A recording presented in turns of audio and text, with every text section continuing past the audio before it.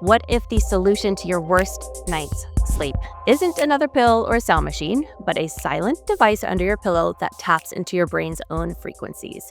Today, you will meet the founder who created it to save his wife's life and the scientist studying its impact on brain injury, anxiety, addiction, menopause, and more. This conversation will change the way that you think about sleep and healing. Welcome to the Life Lounge podcast. This is your front row seat to everything happening inside Life Network. I'm your host, Karie Johnson, and each week we bring you top voices, transformational brands, and insider updates you won't want to miss. And this is where self-transformation meets community, because when we grow together, we go farther. So let's dive in. Today, we are joined by two amazing guests from the world of sleep science and innovation.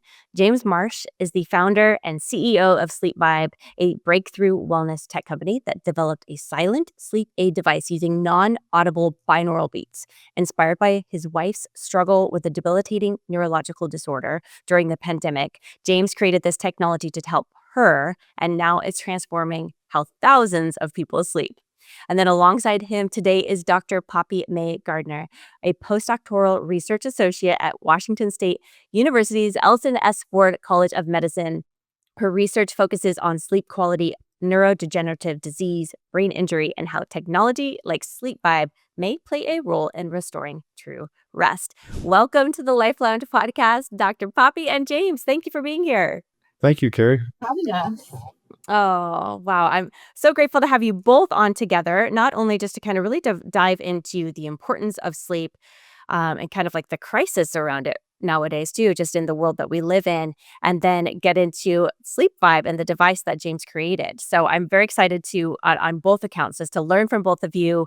And so, Dr. Poppy, I would love to kind of kick it off with you. So can you kind of maybe start it off with what is the sleep deficit and like the short and long-term impacts that lack of sleep has on our immune system and many other things I know that it can impact. Yeah, of course. So as a typical healthy adult, we're all aiming to get around 8 hours of sleep per night. That can vary. We can go down to 7, we can go up to 9. There are some individual differences there. But where we really see people having problems is when we get less than 6. And like you said, that can be 1 night, 2 night of having less than 6 hours of sleep. But it really starts to get into an issue if that is chronically happening. If we're always getting 5 to 6 hours or even less, that's when we really, really do see the issues. There are also problems going the other way. If people sleep far too much, far too often, that can also be indicative of something else going on deeper into the body or deeper into the mind as well. But to speak more to that lack of sleep and that sleep deficit, chronic sleep deprivation is a huge problem nowadays. We're working in a world where there are shift patterns, shift changes. We need people awake for night shift. We need our hospitals to run 24/7. We need even like our food industries to run 24/7. So there are people that just need to be on all the way around the clock. When we see folks either struggling with the shift change or struggling with sleep deficit, the things we're going to see from that are across the board. So we'll see people with less mental clarity, less able to focus, and that's what we speak to kind of cognitive health. Just not so able to perform tasks to the level that you would want to. And that can be things like just trying to get stuff done in the day. You know, you have a to-do list for the day.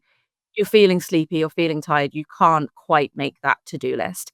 It could also be things like minor errors. So you're really tired at the end of a shift, you've not slept very well, you're trying to back out your car, and you're just not super paying attention. And that's where risk really comes into these things.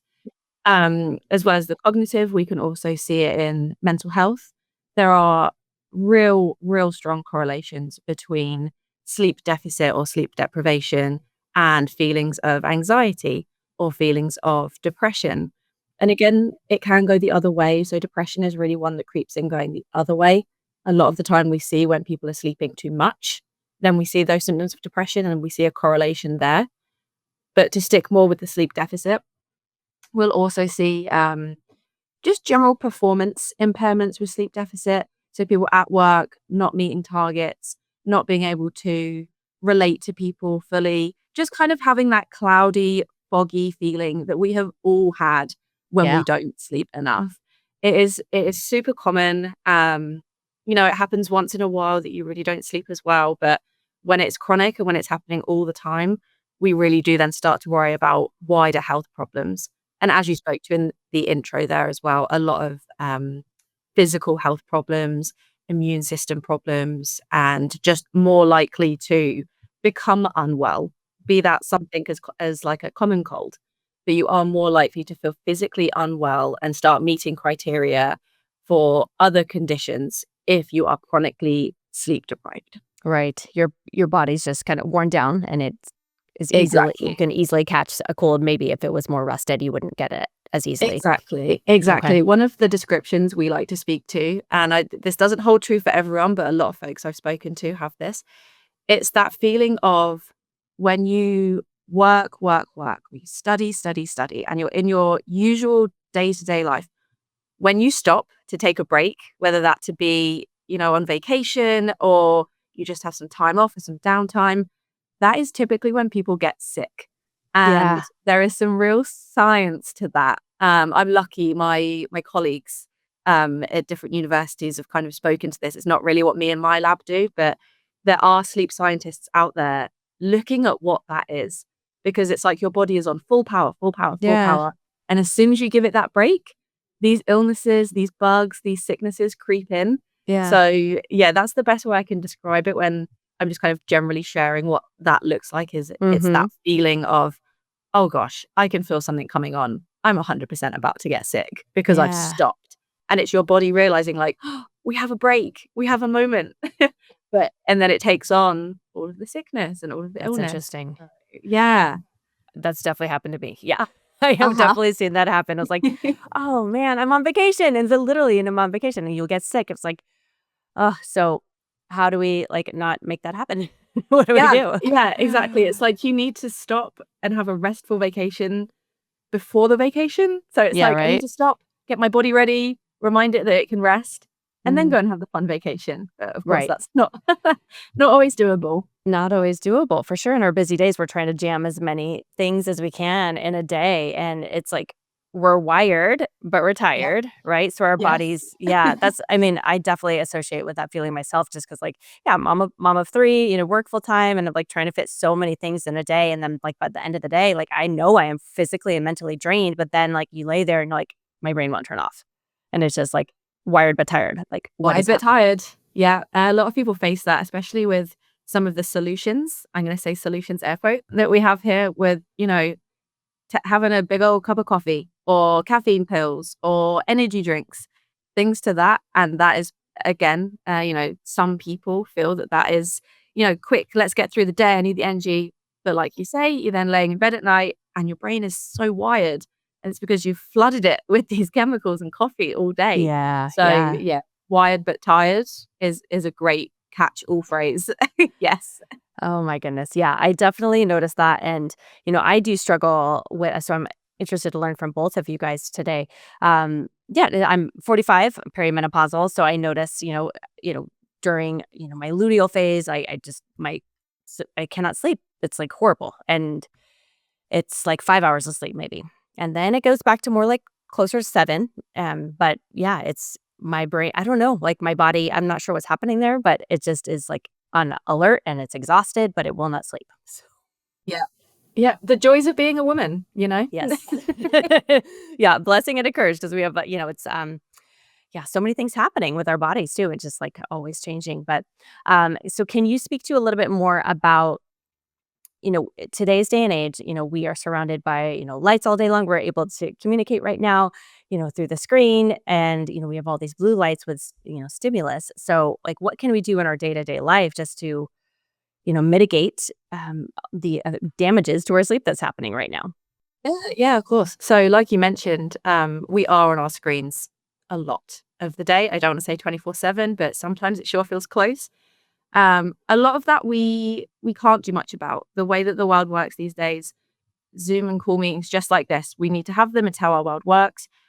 What you can do in the day, some people have blue blocking glasses that they will wear while they're at the screen all day. They are pretty readily available now. You want to do your research and make sure you are buying from a reputable place and a reputable site. There are lots of places out there that have blue block glasses for daytime use. If you don't want to be wearing glasses all day, or if that doesn't feel comfortable to you, or for any other reason you can't afford them, what you can do, instead of trying to block the light that you do get during the daytime hours where you have to be at a screen, what you can do, a completely free alternative, is set yourself a time before bed that is no screen time. So instead of trying to reduce or mitigate something you can't avoid, just make sure you're not sending that into your evening hours. So if you finish work at, say, I don't know, even if you do work late and you're on a screen and you can't avoid a screen until 8 p.m., fine. But at 8 p.m., have that cut off, no screens. So it's no laptops, no TV, iPad, phone. Phone is a huge one. I am guilty of this too.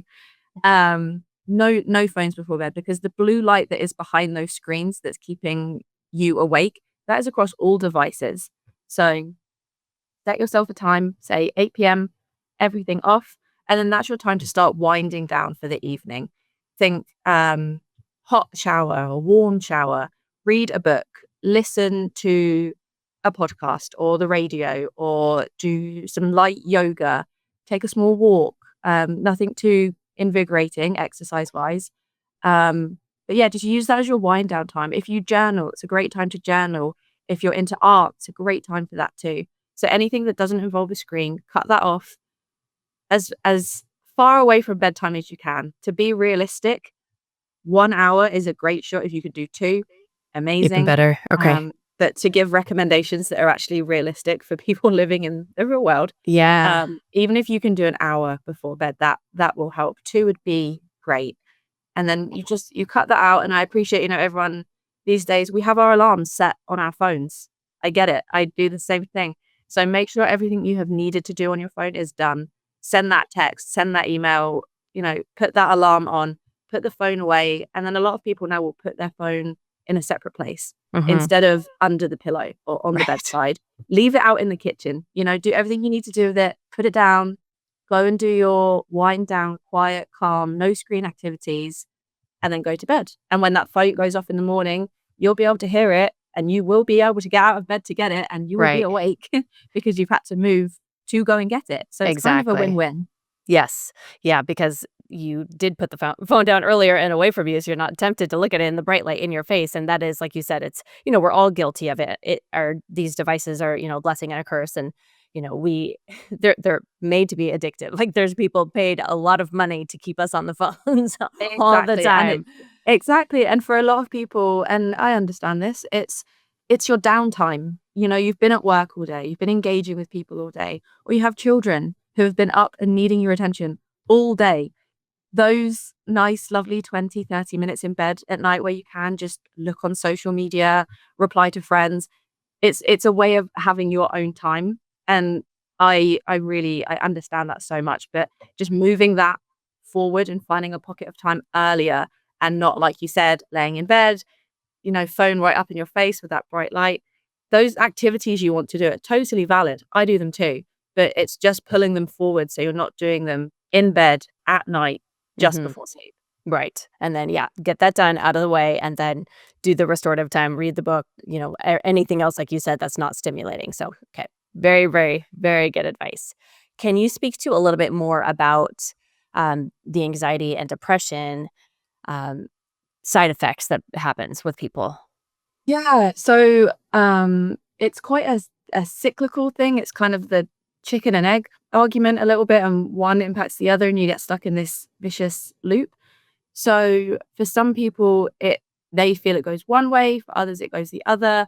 But all in all, I think both affect each other all the time. So we see a lot of times, to speak on the mental health side of things first, when people have anxiety or feelings of anxiety, they can really struggle to sleep, because when they lay down in bed at night and the noise of the day is gone, they feel left alone with what's making them anxious. And that's when your mind is running, you're trying to problem solve, you're trying to think of everything you have to do the next day. And that can really delay your sleep. So you won't fall asleep until much later.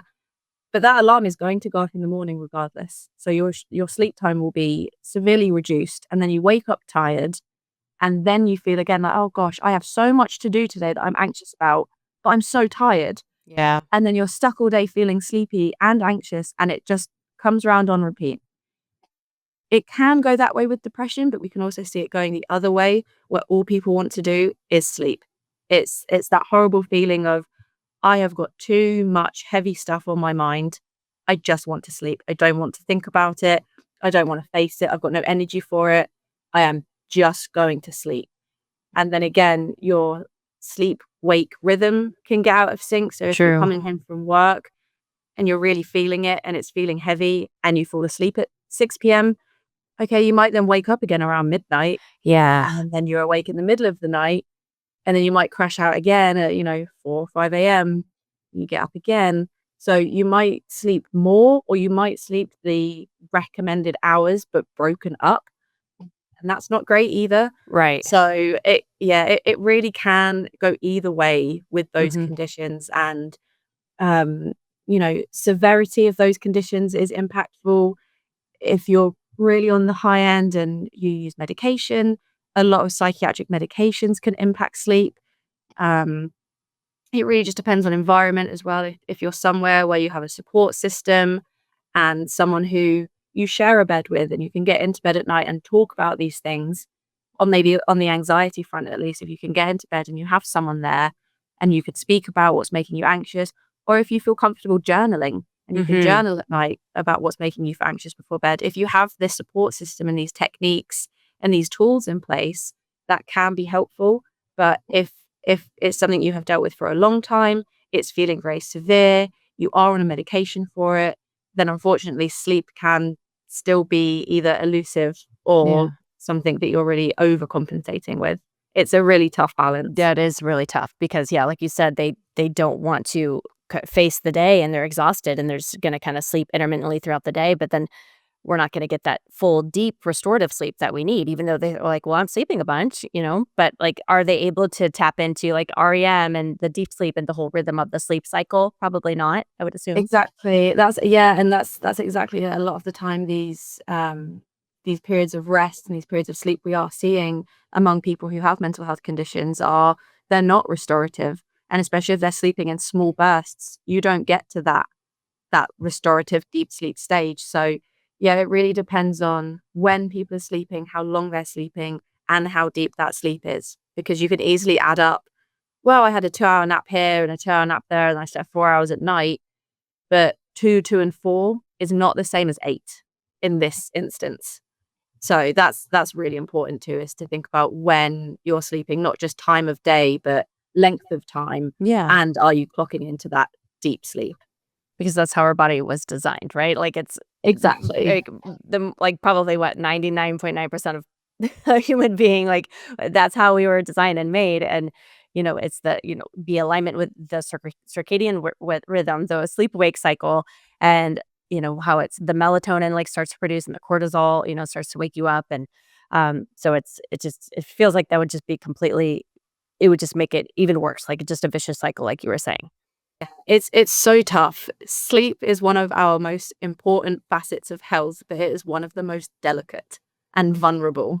And that's why there are so many sleep scientists like me Yeah, yeah. and like James working on this, where, Yes. there's a lot of folks out there with a lot of different problems that a lot of different sleep problems that are then impacting a lot of different areas. And yes, sadly, it is just one of our most fickle areas of It health. is. So yeah, it's a real tough one. That's a good way to put it, fickle, because it is It's a super very, fickle. very bio-individual too, and, like, yeah, and then you could have been a great sleeper in your 20s, but then, at 60 or something, it's completely horrible, so, Absolutely. yeah. Absolutely. Yeah. S so then I want to get into what James, with your story then with your wife, and Dr. Puppy will come back to you with some, I wanna do some myth busting too with some sleep too, which will be fun. But James, I want to kind of take it over to you now and just your origin story and creating sleep vibe and the kind of what happened with your wife's sleep during COVID. Can you take us back to that time? Sure. So she uh, was spiraling down with something similar to ALS. So when she was at home, it was 2020, and I was taking care of her, we couldn't get caregivers. So I was often the Mhm. caregiver. And at one point, because of her disease, she was only sleeping 1 to 3 hours a night. And therefore, I was only Gosh. sleeping 1 to 3 hours a night. And Right. this went on for months on end. Of course, the doctors prescribed, uh, various medications, but it was Of really course. clear early on that, that knocked her out, but it didn't give her deep restorative sleep. We tried binaural beats, we tried white noise, we tried all kinds of things, and none of that worked for either of us. So, really, out of desperation, I took binaural beats and combined it with a circuit. My background is engineering, so I like to uh, play with circuits and invent things, and I'm just Yeah. curious. So, I'd been working with the circuit for several years before that, not for sleep, but for something completely different. But I merged the Mhm. two, binaural beats and this new circuit. And the circuit puts out a very low powered, low frequency magnetic field. It's not Okay. EMF, it's more magnetic. Mm. So it's similar to Earth's natural frequency. If people want Okay. to look up the Schumann frequency, it's lightning that strikes all around the Earth and it just echoes in the atmosphere. And um, Wow. you know, the everything on the Earth is used to that frequency. So Sleep Vibe is near that, and I tried it on myself, of course, first, and um, I lay down and I sleep on my side. So I lay down on my side, and 8 hours later, all the way through the night, um, uh, I woke up and I hadn't moved.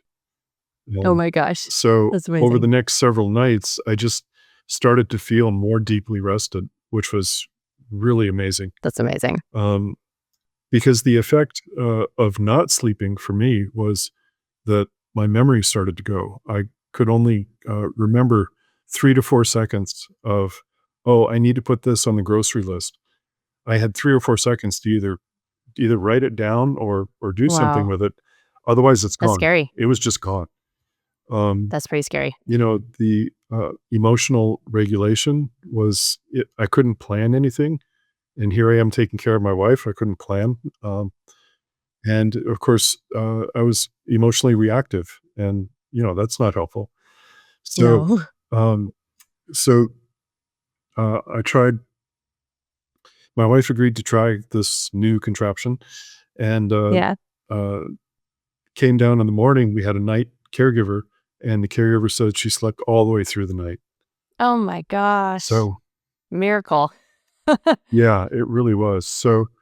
Um, so after she passed in 22, then I decided to try it with some volunteers to see, Mm. okay, I mean, it works for my wife and I. Does it work for other people? Um, Yeah. and I gave them 2 units, an A and a B. And I said, try the B unit first. And all Mhm. of them said, nope, there's no difference in their sleep. And Okay. and I was like, great, because that was a placebo. Um, um, and I had them try the A unit, and all of them said, wow, what is this thing? One Oh my person said it gosh. was the best sleep they've had in decades. Um, Wow. so, okay, I figured I had something. Yeah. So I created a business around it and started testing it with a lot of people and found out really where it works. And, um, there's just so many applications that, Poppy mentioned, um, especially people getting 50 and older, right around 50, our natural melatonin drops off. So Yeah. that's why, as a group, that older group has trouble sleeping. So I tried it with older people, and they love it. I mean, they get it through the night, and it's really forms a a base for them. They get better sleep, but then they do all the things that Poppy and you mentioned. Mhm. Eating right. Watching the blue light, getting exercise, Yeah. setting the circadian rhythm. So those are also Amazing. important, but sleep vibe really helps people to get deeper sleep. Yeah. The other thing it does is when people wake up in the middle of the night, they it helps people to go back to sleep. So from I wake up, maybe go to the bathroom or drink some water or something. Hmm. And of course, my brain kicks on and, all the business things, all the life things that I'm struggling Yeah, with. Um, just pops so in there.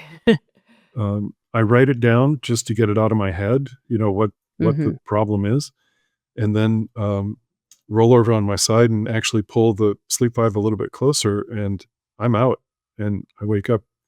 You know, my normal time is about 5:30 in the morning, um, and I feel Right. just more deeply rested. And over time, my sleep deficit actually goes down.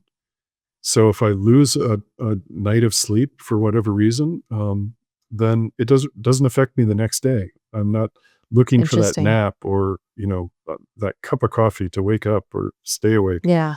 Um, it The sleep deficit is so low that I can just go through the day and then get a better night the next night. Wow. So That's powerful. yeah, Oh my goodness. Well, so how do you know that it's working then? So if it's I'm sure you probably get this question too. So you don't hear the binaural beats, correct? And it's not vibrating or anything, so you don't feel that's it. So correct. how do people know that it's working? Other than obviously they're getting better sleep. That's probably the first sign. Well, that's really the key. A lot of people, it usually takes, a lot of people report it takes 3 to 5 days for them to really start to feel the effect. Okay. But you just turn it on, leave it on 24/7, and put it next to your pillow. Needs to be within about 18 inches of your head. But if you put it in the middle of the bed or put it on your or headboard, then two people can actually get the benefit. And Wow. actually, just people just getting better sleep. They, Yes, especially that's the number one thing. that 3 o'clock, right? I mean, a lot of people wake up at Yes. 3 and they can't go back to sleep because the brain turns That's on. me. So they just sleep straight through. They don't even wake up at the 3 or 4 o'clock. So that's the way they know it's working. Um, That's Actually, the incredible. other way is um, some people buy it and their husband just stops snoring. So they're I'm gonna have to so try that one they're getting for better my sleep husband. just because the husband's not snoring. That's good. Um, I I don't know I don't know why that happens, but that's pretty consistent as well. So it's kinda cool. Wow. It's really cool. Oh my goodness. So then for somebody who does have like a CPAP then, does it interfere with any of that or it's No, totally fine to it use as works well? well with Okay. that. Again, Okay.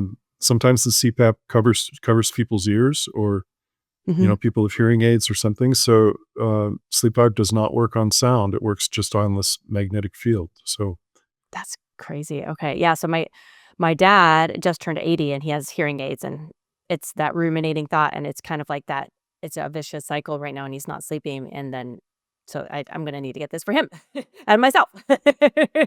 yeah. And then I think you and I spoke before we started recording too. People with like Aura rings and Fitbit, they're able to notice some measurable results that way too. Correct? Yes, quite a few people, myself included, have a Fitbit or a Ring, like you mentioned, and they can track before they use Sleep Vibe, and they can see the pattern. They can see what their normal pattern is, and then when they use Sleep Vibe, they see typically the deep sleep increases, and REM sleep increases. The awake time decreases, and and they feel more deeply rested. So we're Wow. looking to do some clinical tests to validate that. Yeah. So, Yeah. but that's a little bit in the future. So That's exciting. yeah, Yeah, that'll be incredible to put out there. And then for I mean, like, so my husband, so he's a pilot and he has gone through, many different types of training and they talk how like sleep deprivation is like worse than drunk driving, like for a pilot. Like yes, it's like they go through all this training, like make sure you're getting your sleep and like, they won't fly them after a certain amount of time because like you have to have your sleep. So it's yeah. So is this for anybody, would you recommend then? yes, actually, Pretty much. there's uh, a number of people that do international travel, either for family or business. For Yeah. instance, one woman was on San Francisco. She would fly to Singapore and then to London and then back, and that would take about a month. It would take her 3 weeks to be 80% back, because of the That's jet horrible. lag. She reported that with Sleep Vibe, and she was using Sleep Vibe as much as she could on the trip. But when she got back, a week, she was totally 100%. Um, and it was a Gosh, huge relief for her. that's huge. So, but yes, Well, I was going to ask about that because I do have a trip to London. Dr. Poppy, are you from the UK? yeah, Yeah, Yes, I yeah, am. Yes. yeah. So I thought so. I go in September, so yeah, and you can bring it with no issues bringing it on an airplane or anything like that. no, there's no battery, so it's TSA doesn't care about it. Um, and it's yeah, I don't know that you would want to use it on the plane to try to sleep, but once if I go for a travel, as soon as I get to the hotel, I usually plug it in, and Mm, I've gotten a great sleep of the first night. So that's incredible. yeah, So you said it needs to be plugged in like 24/7, and is that just for the frequency just to kind of keep going the circuit? Like, yes, yeah, okay, it really makes a difference. So really, those are the only two things: just plug it in, keep it on okay, 24/7, but also keeping it within 18 inches of your head. Then and again, that's because it's so low powered. It is safety tested by an FDA approved lab. oh good, So, yeah. and so, yeah.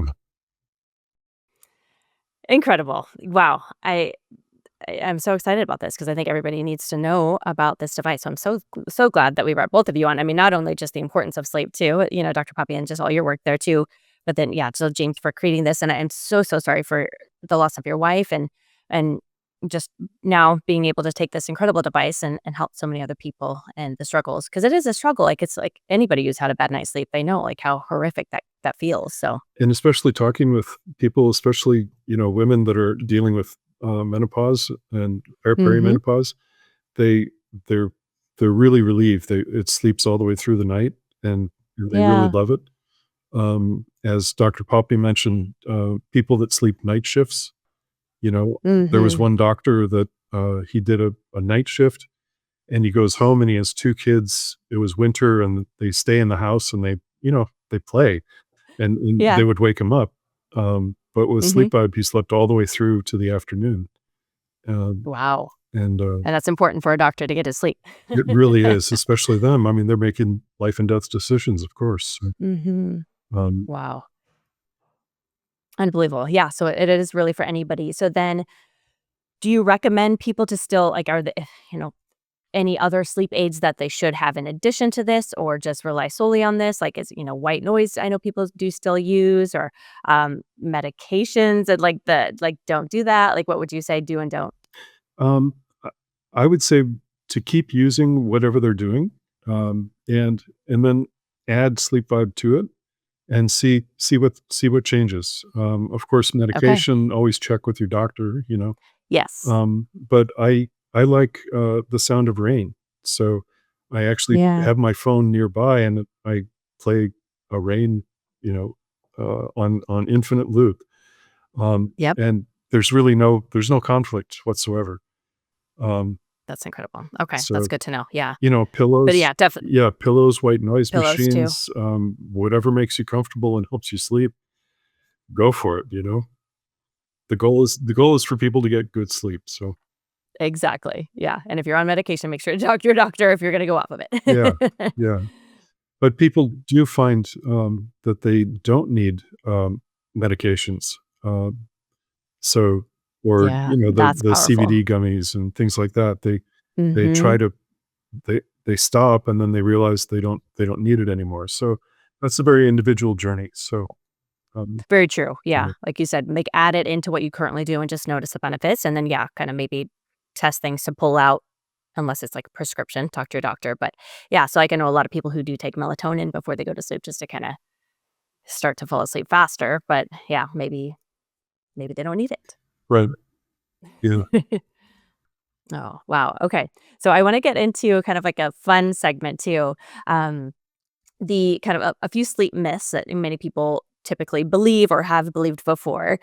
Do you need silence in order to get deep sleep? And anybody can answer this, or Dr. Poppy, if you want to take that one. My gut instinct is no. I don't think you need silence. And kind of what James spoke to, some people prefer a background noise, a white noise, or just a comforting noise. So on gut instinct and also personal experience, I would hate silence. So I will say no to that one. Yeah. Welcome for people to end up commenting and saying that I'm wrong, but I would say no. I don't think you need silence. No. Yeah. What do you think, James? Well, like I said, I definitely need some type of sound. Yep. And I'm the same way. So, hey, I've that's the got a three of little us. bit of ADHD, so maybe that's part of it. Just needing a Yeah, little bit yeah. of stimulation, but it's not quite white noise. It's a little different. So Yeah, that's good. Okay, and then what about expensive? The more expensive the mattress, the better quality sleep.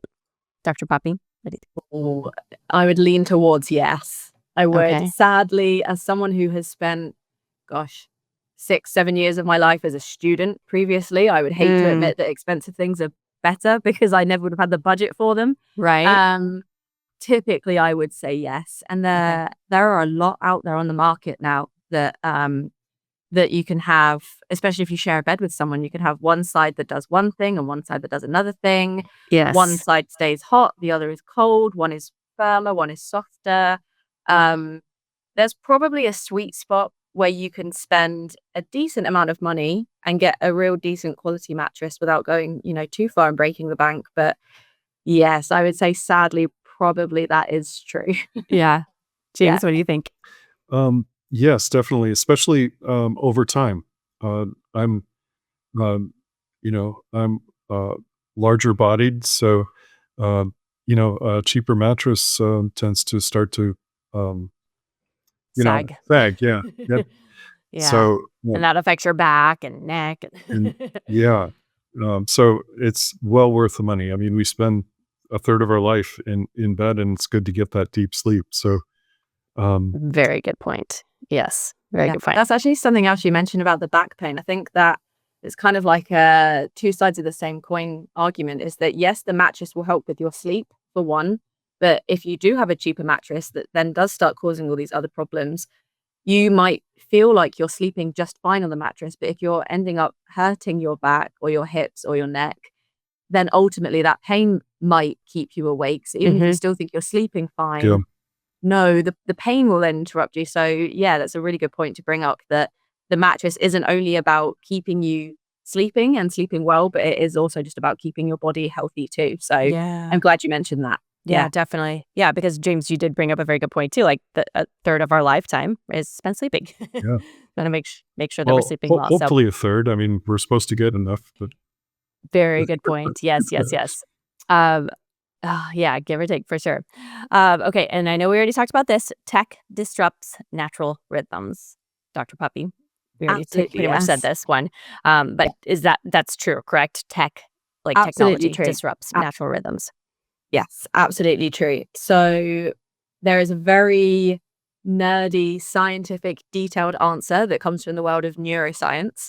I can speak vaguely to it. I think I can hit all the points, but try and keep it user friendly. So when our screens have this bright blue light in the background, you can't see it. It's not like our screens are looking blue all the time, but there's a pigment in there that is blue. When that light gets to our eye and then relays the message back through our brain, there is a certain receptor, so a certain thing that picks up in our eye that is super sensitive to blue. Its job is to pick up blue. So when it gets that, it relays a message to the brain to be like, oh, blue, wake up. We need to be alert. Blue is the wake up color. And the more blue we're getting from the screens to our eyes, to our brains, and on that feedback loop, it will just keep our brains awake. So that one is an absolute yes. So it might not be the tech content or the way you're using the tech, but any tech that has a blue light background in it, scientifically, yes, that is waking up your brain and waking up your eye and waking up your brain. So absolutely yes on that one. There's another element to it as well, where a lot of our tech is just super engaging, and you won't Yeah. want to go to bed. Like we were speaking to earlier, you're doing things at night before bed because that's a lot of people's downtime. And we even said about, social media on our phones. It's designed to be addictive. It's designed to keep you on there. And the way now that we have like streaming services too, and it will come up and say like next episode. And you're like, oh, I know. okay. It just goes, yeah. Or it just auto plays to the next one. You don't even think about it. Exactly. Yeah. And you're sat there on the sofa. It's late at night. You've had a long day. You're comfortable. You're not, I can completely understand. You're not going to sit there and think, oh, but the blue light. Oh, but the engagement. You might I think, know. should go to bed. But Yeah. like you say, by the time the next episode comes around, it's like, oh, one more. Yeah. Yeah. So in that moment, we're weak. Yeah, We don't always for think about our sure. tomorrow self in that No, moment. we don't. And there's a really interesting phrase that I've seen a lot in the past 5 years of It's like bedtime procrastination. Yeah. And people will put off going to bed because that's people's only downtime. We wake up, we go out to work, we have childcare, we have other family responsibilities. We try and look after ourselves, go out, get exercise, or just things like go and buy groceries. And there's a lot to do in the day. By the time you've done all of that, cooked dinner, relaxed, you're sat in front of the TV. You don't want to just go to bed because then you have to do the same thing the next day. You want that time to yourself. And for a lot of people, me included, that looks like social media, that looks like streaming services, that looks like things with screens. So it's really natural to want to just spend that time doing what you want to do, which is screen use. But if you are really invested in sleeping better, unfortunately, you kind of have to cut that out a little earlier than you would like to. Right. So Yeah. it's just, which thing do you want? Do you want to watch another episode of your favorite series? Or would you like to feel good tomorrow at work? Yeah. And it really is that weighing up of those things. That's what it is. Yeah. I always think about like, what do I really actually want to accomplish tomorrow? And it's like, fit in a workout and, obviously like be cognitively ready for work and, get your whole entire checklist like you were talking about throughout the day. Like, and if you watch that extra show, like you're probably not going to work out and then it's just going to, domino effect. And Exactly. Yeah. Exactly. So yeah, tech can kind of get us on both fronts. It's the biological, the neuro with the blue light, but it is also just the behavioral things of pushing that clock back later. Yep. Yeah. Yep. The dopamine hits, right, too, that we get from. Yeah. It's crazy. So addictive. So addictive. Okay. So then last sleep myth, but we already know that this is not the right thing. Poor sleep is just something to deal with. James, you want to take that one? It is something to deal with. I think that's true. I think sometimes we have either behaviors like Poppy and you were just talking about, behaviors that we can choose to modify ourselves and get better sleep. But sometimes, like getting older or waking up in the middle of the night or, people with menopause or perimenopause, they don't have control of it. And it is something that we need to find better solutions that help us to get that deep restorative sleep. So That's right. And also the habits that support that. Again, exercise in the morning, getting your circadian rhythm set, and eating the foods, correct foods and things. So it is something to deal with, and it's but it's tricky. It's a lot of different components that really need to work together. Right. Well, I like how you talked about just now too, and then you spoke to this earlier, how the people who have been using your sleep device, that it is a healthy domino effect. They're getting better sleep, and then they are waking up earlier, getting their workout in, they're eating healthier, and it's just maybe it's just a better person to be around with their family or friends or in general. So the quality of their life is much better too. So amazing. I make sure to share, where do people buy the device and the cost of it and all of those things, James? Sure. We're selling it on the website, www.thesleepvibe.com. Of course, all one word. It's $337. There's no subscriptions. There's no apps. It's just very simple. So actually, a lot of companies sell the device very cheaply, but then they make it up with subscriptions. So ours is really, a one-shot deal. There's a 3-year warranty on it. Mm, And that's great. people can use it for 30 days. And if it doesn't work for them, you can return it for 100% money back guarantee. So, Wow. but very few people are returning it. So Yeah. think that's a good thing. That's incredible. Yeah, it's incredible to have that return. I mean, you obviously stand by it because you offer that return policy and the Yeah, warranty and everything. So it's yeah, and like you said, people do make up for it in the subscriptions. I've seen that too myself, or or even if it's like supplements or all these extra things that like add up, and you could probably like slowly get rid of some of those things too. So they do add up. And some people have been using Sleep Vibe consistently for 3 years. So it's not something that your body adapts to like melatonin, right? And right, um, so good point. and sometimes they turn it off and they go back to whatever their poor sleep habit was. And usually by the second or third day, they're like, the heck with this. And they turn it back on and they're Yeah. back to good sleep. So, Yeah. And I also like how you don't have to think about turning it on. You just like plug it in, turn it on. It's like one less thing to think about to do at nighttime, like for your yeah, wind down routine and all those things like you would have to take or do. It's like it's already done. You don't exactly. have to It's think just about kind it. of a set and forget. So, Yeah. Oh, good.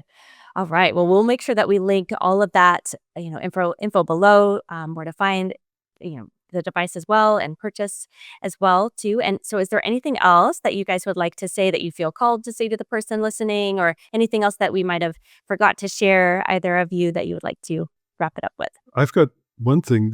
A lot of the Yeah. people that are on your broadcast, they're into health and exercise, and the Yes. deep sleep is where the restoration of tissues happen. So it's really important to get that deep sleep. Um, Yeah. and of course, REM sleep is where all our memories are formed, and Hmm. we sort out our brain sorts out what's important to remember from the day. So, of course, that's Puppy's area. I don't want to, but No, you're fine. maybe she can You got talk it. about that. But it just how important sleep really is. So, Hmm. So true. And I'll always try to add that as much as I am a sleep scientist, I am also very realistic in the mhm, guidelines and the recommendations we give to people. So, like we've mentioned, this really is you just plug it in and then you leave it alone. You don't have to do anything different. So, if you are someone who is incredibly busy, incredibly overloaded, you're trying to look after yourself and everyone, the idea of even just 5 minutes to journal, no, I don't think so. That doesn't work for everyone. If that is too much and you want the simplest fix that is not a medication and it's not something you have to keep remembering to do, Sleep Vibe really is set and forget. And a lot of people have seen improvements. So if you're looking for the simplest thing you can do, Yep. yes, I you love do it. have to pay for it. It is not a free thing, but I think it is absolutely worth the money. There are a lot of other devices in that world that are a lot more expensive. Hmm. So if you really are just looking for a set and forget, it's Sleep Vibe. Yeah. I do love that part too, because like there's so many things that we have to remember throughout our day. So it's, yeah. Exactly. There is enough going on, and people don't always have 5 minutes to journal. Say you have a young baby who's waking up all the time. You sit down to journal, that baby cries. Okay, the journal goes down. Are you Yep. going to come back to it? Probably not. Nope. You're So not. I think there's a lot to be said for being, you know, a scientist and a healthcare, I don't want to say expert, but like a healthcare professional. Hmm. But to be realistic, yeah, a lot of those things are difficult to remember or difficult to keep up with, or certain things can be expensive. And that's just the world we live in. So I think Sleep Vibe is a super realistic option for sleep health. Realistic and, yeah, validated and all of those good Yeah. things. So, Yeah, oh, all the good stuff. all the good stuff. Oh my goodness. Well, thank you so much, Dr. Poppy and James, for coming on today at the Life Lounge. We'll make sure to link all the ways that people can connect with you in our show notes. And for our listeners who are tuning in, please don't forget to share this with a friend who needs it, because we all know somebody who is most likely struggling with sleep in some shape or form. I know I am, and many people in my life too. So I will definitely be sharing this episode with them. And this is how we grow together. So make sure to share this with your friends and loved ones. And this is how we grow. So see you next time on the Life Lounge. Thank you. thank you.